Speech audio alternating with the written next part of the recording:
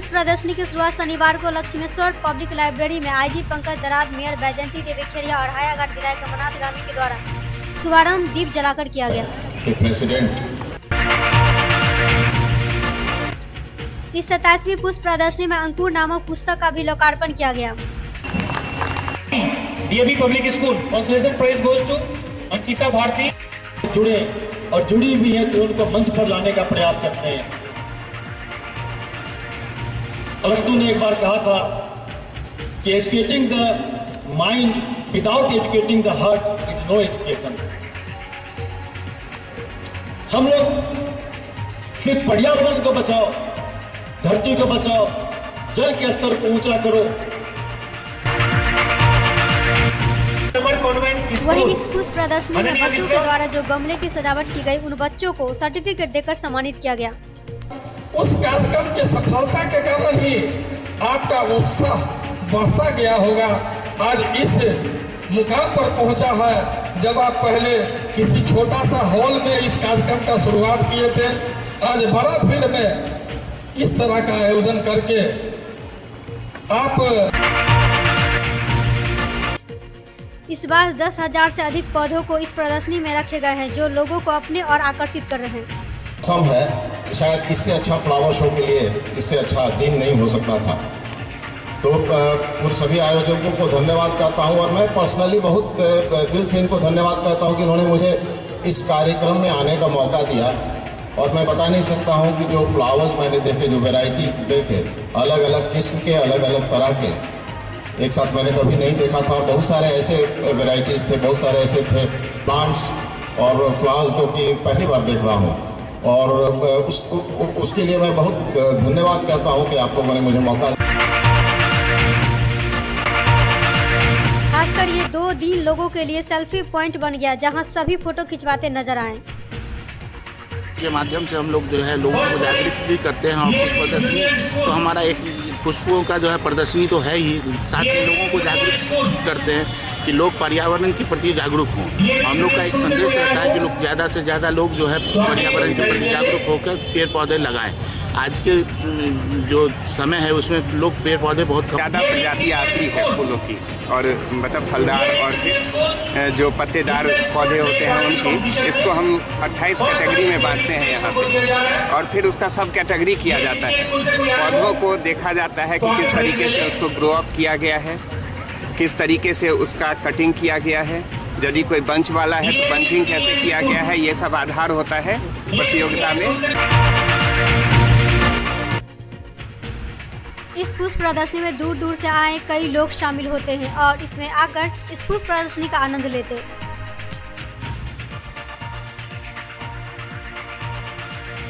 दिन के लिए यहाँ पुष्प प्रदर्शनी में आते हैं और देखते हैं और फिर अपने घर को चले जाते हैं। तो ये मतलब हर कोई अपने घर में मतलब फूल लगाए और हर दिन अपने घर में ही इस तरह से माहौल पैदा करे कि हर दिन घर में ही लगे कि पुष्प प्रदर्शनी हो रही है। सब कोई अपने घर में कम से कम 10-15 पौधे लगाएं और जितने भी घर में आज ही से कहेंगे कि आज ही से घर में जाइए, जितने भी वेस्ट प्रोडक्ट है जिसमें कि हम प्लांट लगा सकते हैं, उस पर प्लांट लगाएं। क्या नाम हुआ?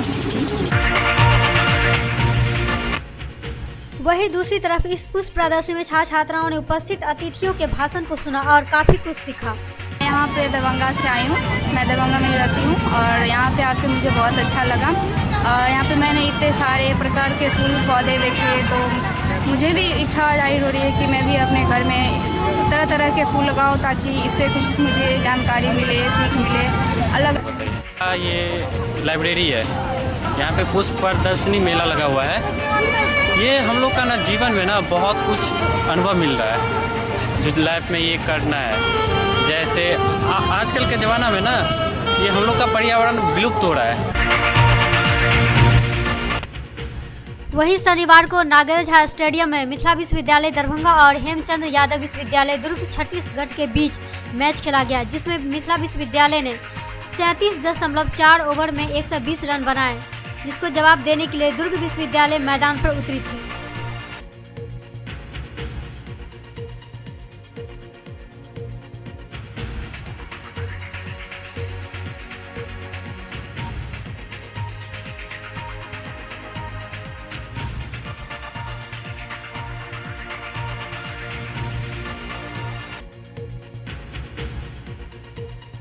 सर के यहाँ फ्री ऑफ कॉस्ट।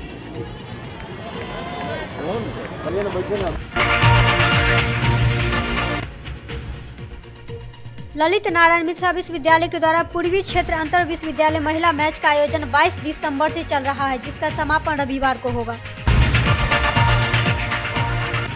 वहीं दूसरी तरफ संस्कृत विश्वविद्यालय के मैदान पर भी इस मैच का आयोजन हो रहा है, जिस पर VVS पूर्वांचल विश्वविद्यालय उत्तर प्रदेश और कोलकाता विश्वविद्यालय मैच खेल रही थी, जिसमें पहले पूर्वांचल विश्वविद्यालय ने 40 ओवर में 210 रन बनाए, जिसका पीछा करते कोलकाता विश्वविद्यालय दिख रही थी और जीतने की कोशिश कर रही थी।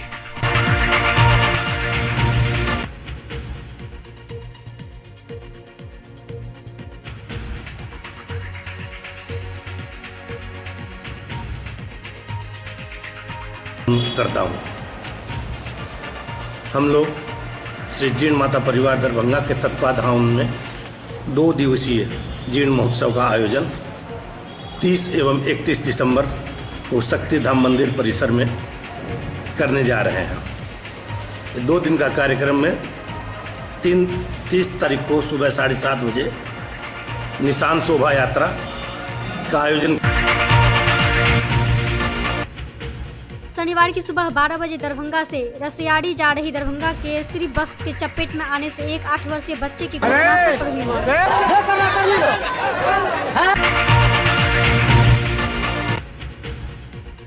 वहीं मृत बच्चे की पहचान शंभू मल्लिक के पुत्र शिवम कुमार उर्फ गोरू के रूप में की गई।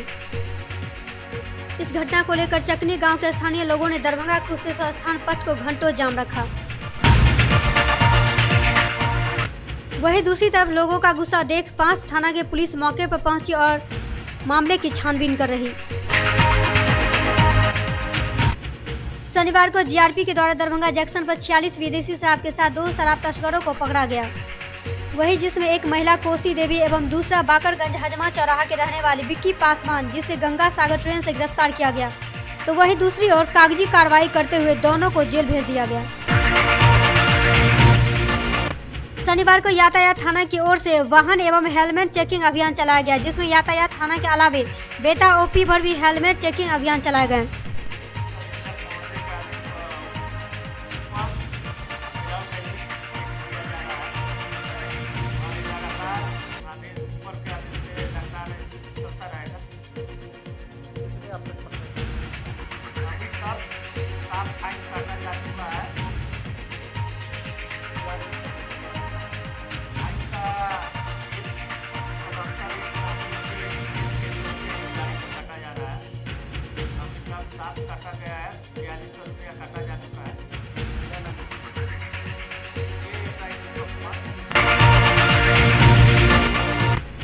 वहीं यह चेकिंग अभियान वरीय पुलिस अधीक्षक के आदेश पर चलाया गया।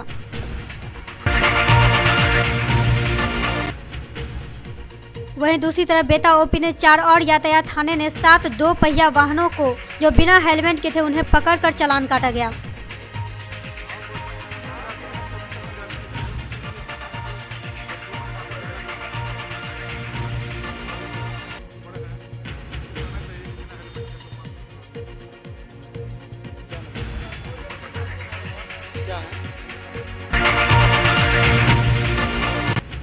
जीर्ण माता परिवार के तत्वाधान में 2 दिवसीय मां जीर्ण शक्ति मंगल पाठ महोत्सव का आयोजन दिनांक 30 एवं 31 दिसंबर को शक्तिधाम मंदिर परिसर में किया जाएगा।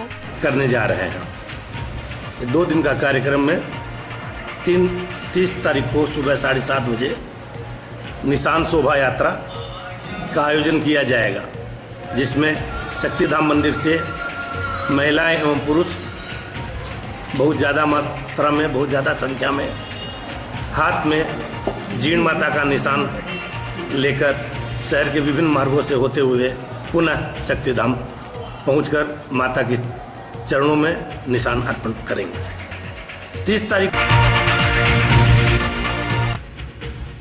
वहीं इसकी जानकारी शनिवार को संवाददाता सम्मेलन कर कहा गया। दरभंगा में भी खाटू श्याम मंडल और कलाकार भी भजन प्रस्तुत करेंगे। 31 तारीख को सुबह 10 बजे श्री जीर्ण माता का मंगल पाठ का आयोजन किया जाएगा। मंगल पाठ श्रीमद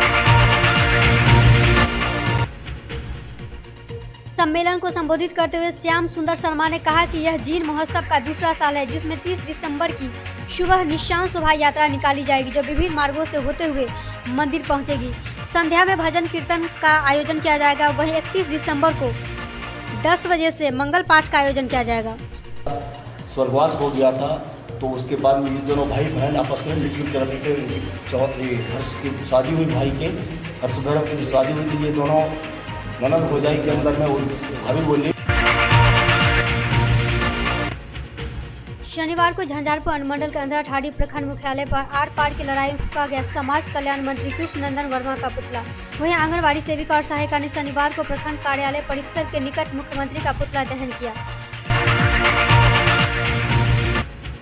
मानदेय देना बंद करो, वेतन का प्रबंध करो, लाल साड़ी करे पुकार, अपना सहेंगे अत्याचार, हम अपना अधिकार मांगते नहीं किसी से भीख मांगते आदि नारों के साथ आंगनबाड़ी सेविकाओं ने झंझारपुर प्रखंड बाल विकास परियोजना कार्यालय पर जमकर प्रदर्शन किया। कार्यालय परिसर में सूबे के मुख्यमंत्री का भी पुतला दहन किया। सभी सेविका सहायिका बिहार राज्य आंगनबाड़ी संयुक्त समिति के बैनर तले एकजुट होकर जमकर नारेबाजी करते रहे।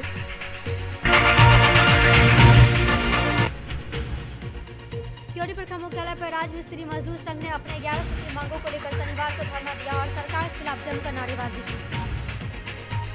बिहार राज्य आंगनबाड़ी संघर्ष समिति के आह्वान में 15 सूत्रीय मांगों को लेकर क्योटी प्रखंड में सेविका सहायिका का अनिश्चितकालीन हड़ताल जारी रखते हुए कल्याण मंत्री का पुतला दहन बाल विकास परियोजना कार्यालय पर अध्यक्ष संगीता देवी के नेतृत्व में किया गया। क्योटी प्रखंड मुख्यालय स्थित मनरेगा भवन में शनिवार को क्योटी थाना के पूर्व थाना अध्यक्ष कौशल कुमार के अररिया जिला के लिए तबादला हो जाने पर विदाई सह सम्मान समारोह का आयोजन किया गया।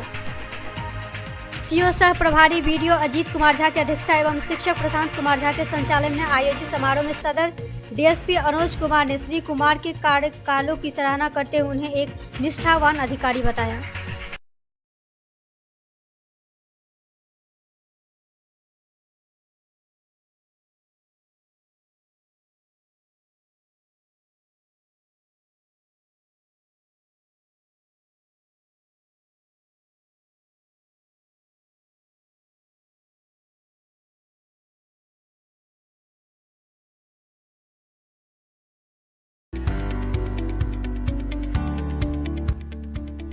एसएम रेजेंसी एसी, वाईफाई एवं आधुनिक सुविधा से सुसज्जित हर एक कक्ष।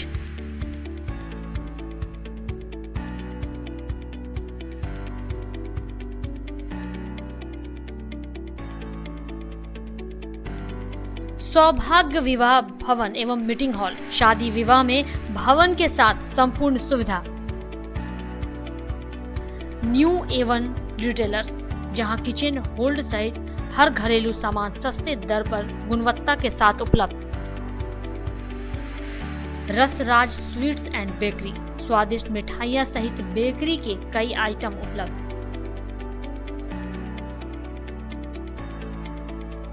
स्वादिष्ट फैमिली रेस्टोरेंट, आपके स्वाद पर वर्षों से खरा।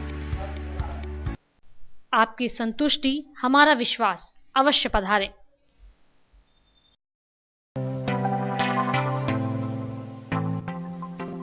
Metro test tube baby centre, Bakarganj Daru Bhatti चौक के आगे, बिहार स्टेट हाउस के सामने।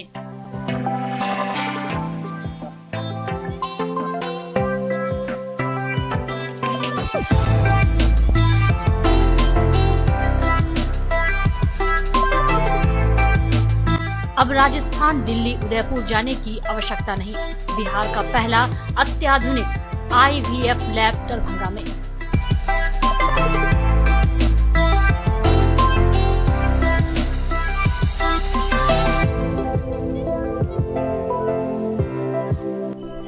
इमरजेंसी सेवा के साथ सभी स्वास्थ्य सेवा उपलब्ध।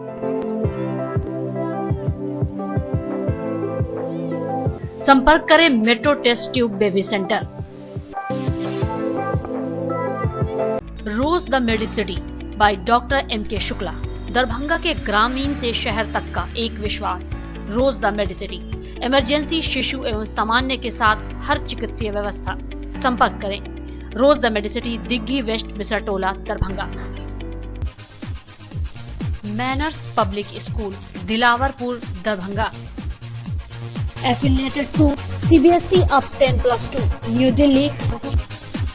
CBSE नई दिल्ली से 10+2 स्तर तक मान्यता प्राप्त एक Adarsh Vidyalaya. School facilities, class nursery से 12वीं तक को एजुकेशन स्कूल, स्मार्ट क्लासेस की व्यवस्था, कंप्यूटर लैब, छात्रों के लिए आरामदेह हॉस्टल की सुविधा, पुस्तकों से भरपूर लाइब्रेरी, कई प्रकार के खेलकूद की उत्तम व्यवस्था, अनुभवी ट्रेंड एवं योग्य शिक्षक।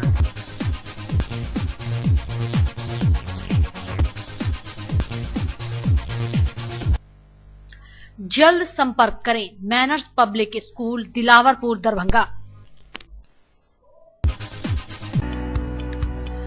ज्ञान भारती पब्लिक स्कूल, लक्ष्मी सागर, दरभंगा।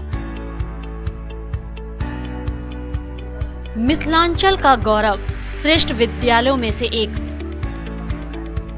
वर्ग एलकेजी से 10वीं तक की कुशल शिक्षा, सर्वोत्तम परीक्षा फल, बृहद पुस्तकालय, सुसज्जित विज्ञान एवं गणित प्रयोगशाला, मेधावी छात्रों को छात्रवृत्ति, कमजोर विद्यार्थियों के लिए अतिरिक्त वर्ग व्यवस्था, मेडिकल, इंजीनियरिंग, MBA, MCA एवं प्रशासनिक सफलता की आधारशिला, परिवहन सुविधा उपलब्ध। सत्र 19-20 के लिए वर्ग LKG से 9वीं तक पंजीयन एवं नामांकन आरंभ। संपर्क करें ज्ञान भारती पब्लिक स्कूल, लक्ष्मी सागर, दरभंगा।